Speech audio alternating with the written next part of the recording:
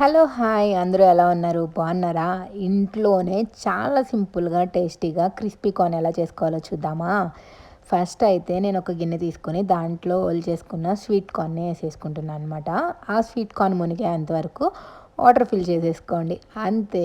Next సింపుల్‌గా కొంచెం salt, కొంచెం పసుపు యాడ్ చేసేసుకోండి. స్టవ్ ఆన్ చేసి మంచిగా బాయిల్ చేసేసేయండి.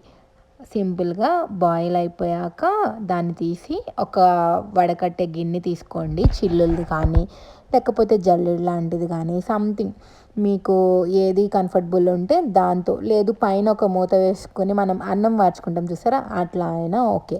వాటర్ మొత్తం వడకట్టేసి మొత్తం స్వీట్ కార్న్ మొత్తం ఫుల్‌గా చల్లారిపోయేంత వరకు పక్కనుంచేసుకోండి. చల్లారిపోయాక స్టవ్ మీద ఒక బాణీ తీసుకొని దాంట్లో ఆయిల్ హీట్ చేసుకుంటూ ఉండండి.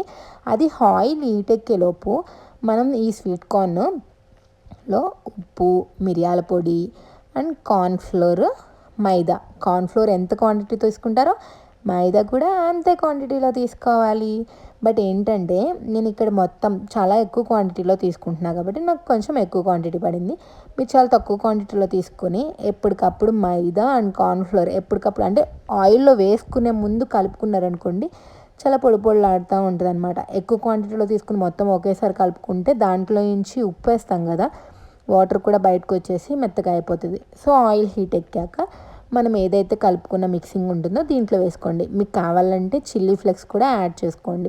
నాకేంటంటే ఎక్కువ వేసి చిన్నపిల్లలు కదా, సో వాళ్ళు తినరు అని చెప్పేసి నేను చిల్లీ అవి ఏమీ మిక్స్ చేసుకోలేదనమాట. సో ఓన్లీ మిరియాల పొడి అండ్ సాల్ట్ వేసుకున్న. సాల్ట్ కూడా మీరు ముందు ఉడకబెట్టేటప్పుడు వేసుకుంటాం కాబట్టి దీంట్లో కూడా చూసుకుని చాలా తక్కువ క్వాంటిటీలో సాల్ట్ వేసుకోండి.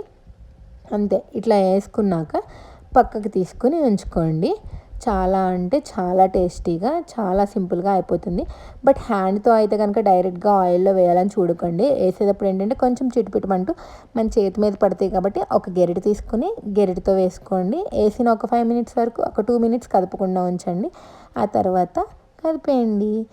దానికి ఒక ప్లేట్లో తీసుకున్నాక కొంచెం ఆనియన్స్ అండ్ కొత్తిమీర యాడ్ చేసుకొని సర్వ్ చేసుకోవటమే.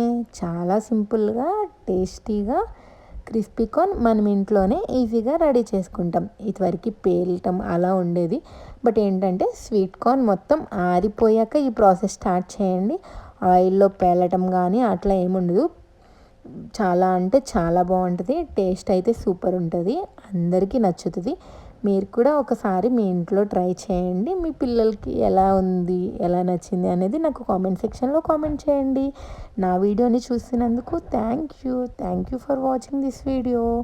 నా ఛానల్ని సబ్స్క్రైబ్ చేసుకోకపోతే కనుక ప్లీజ్ సబ్స్క్రైబ్ చేసుకోండి. ఈ వీడియో నచ్చితే మీ ఫ్రెండ్స్కి కూడా షేర్ చేయండి. Thank you.